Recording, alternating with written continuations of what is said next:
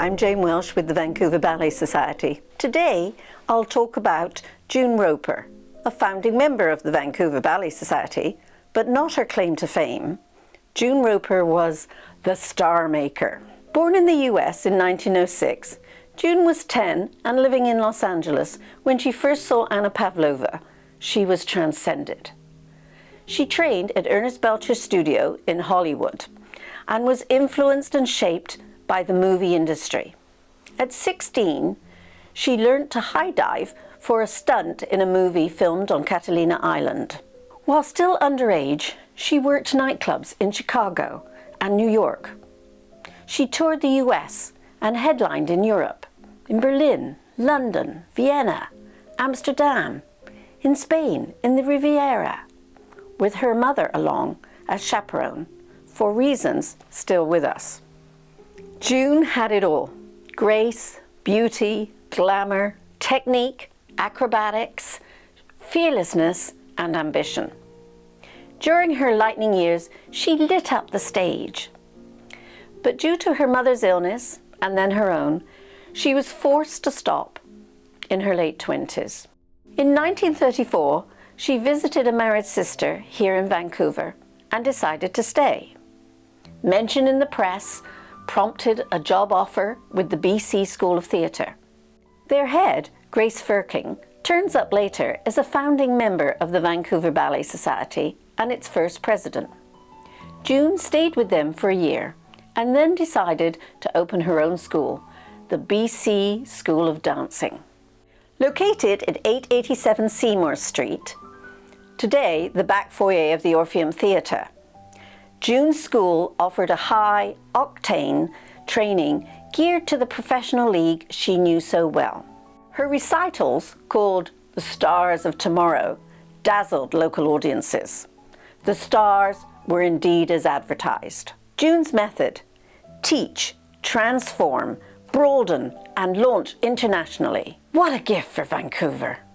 In the winter of 1938, June travelled to Seattle to lobby Colonel de Basel of Ballet Russe de Monte Carlo to see her 3 students while they were on their Vancouver run.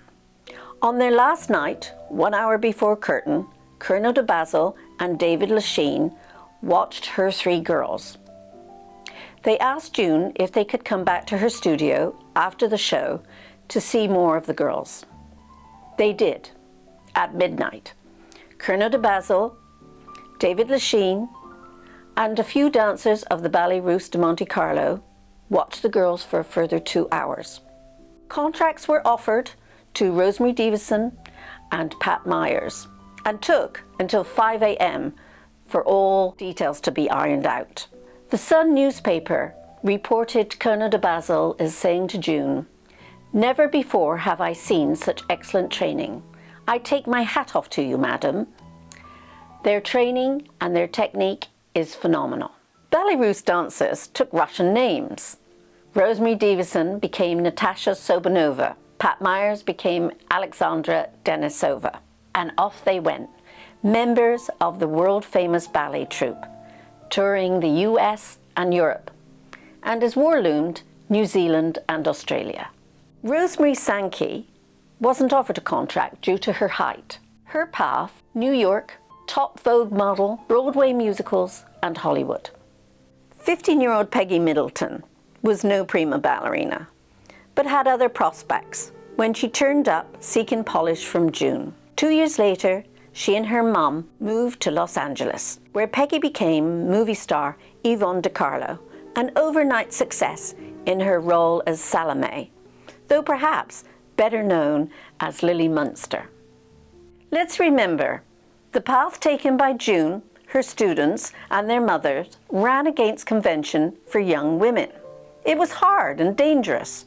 They did it for themselves and for their art, and in so doing, beat a path for the rest of us to follow, the path of one's own becoming. Years later, Leonide Massine told the Vancouver Press, "June's contribution to the Ballet Russe exceeded that of any other teacher in the world." June sent her artists out, fly away bird, and fly they did. to ballet Russe companies, Ballet Theatre, New York City Ballet, Sadler's Wells, House Ballet, Radio City Music Hall, to Broadway, the movies, Las Vegas, and all corners of the performing arts. They worked and then they trained the next generation. Vancouver has a grand legacy of mid-century international achievement due to June Roper, our StarMaker. The BC School of Dancing continued under Dorothy Wilson, but June withdrew from all but a little coaching in 1941 to marry and start a family. June died in 1991. Episode 3 of this series, Ian Gibson, Good to Go as War Approached. I'm Jane Welsh for the Vancouver Ballet Society. Thank you for watching.